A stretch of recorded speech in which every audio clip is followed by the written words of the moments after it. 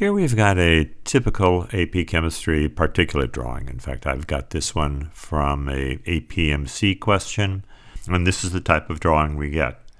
Now, they've set this up so that we've got what they refer to as particulate representations of the ionization of HCl molecules. So they've got HCl molecules here, and they also have water. But here's the critical thing. The water molecules are not shown. In an actual solution, if this wasn't a solution, you have 55 molar water molecules. So there'd be tons of water molecules here. That's probably why they didn't include it in the drawing, because they couldn't include that many. They're showing 8 HCl molecules, and you have to imagine the water molecules there. Now, they show the reaction of HCl reacting with water to make hydronium ions, H3O+. So here's the O, here's the 3 H's, and they're not going to show the plus on this, and chloride ions, which they have here. Now, I'm going to change the drawing a little bit so you can see what's happening with the water molecules. I'm going to pull this down, and this, I think, will help you a bit understanding what's going on. Now, notice that we still have the 8 HCl molecules floating around in here, but I've got some water molecules here too. Of course, there'd be a lot more of them. Now, HCl is a strong acid, very strong. Yeah, it's one of the strong acids that you're supposed to memorize in AP chemistry. Go to Chem Advantage, and here's the summary. And I've listed the strong acid: HCl, HBr, HI, HNO3. Here's a double acid. It's really the first H that's strong, our sulfuric acid, and then the perchloric acid. This is explosive. You're never going to find this in a lab. You just generally make that as you need it, and you need a book of safety precautions for this. It's not only a strong acid, but as I say, it's explosive.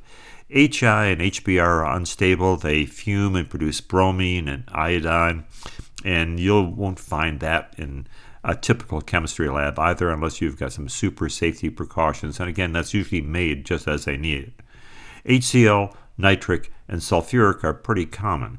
Here I've got the Flynn Scientific Catalog. They sell to schools, and the strongest you can get the HCl dissolved in water, because actually it's a gas, is roughly 12 molar.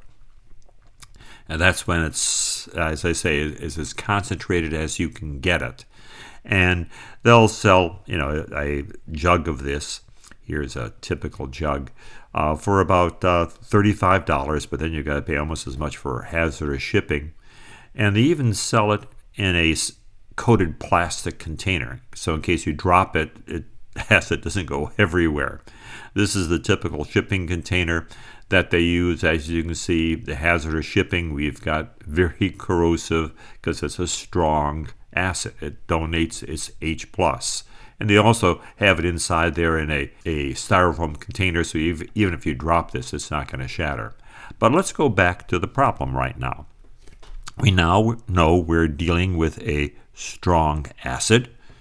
So this HCl is so strong that in terms of donating its proton, it's a strong Bronsted acid. So its proton here, this H+, is going to be dumped onto the water molecules. So as soon as these two come in contact, within a matter of seconds, all the HCl is gone. The HCl has donated its proton to the water. Here's our reaction. Notice it's just a right arrow. There's not an equilibrium.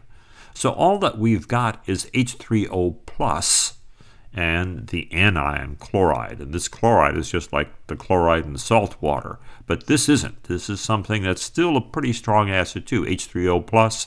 And this is what makes HCl dangerous, because it produces and converts into H3O+. It's dangerous in itself, but then when you put it in water, it's still dangerous because of this H3O+. So it's a 100% conversion.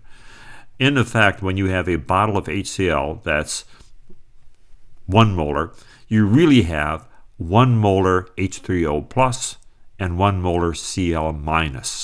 So it's a 100% ionization. This isn't true for weak acids. For weak acids, the acid hardly at all is able to donate to H+, and you'll see that in the next problem.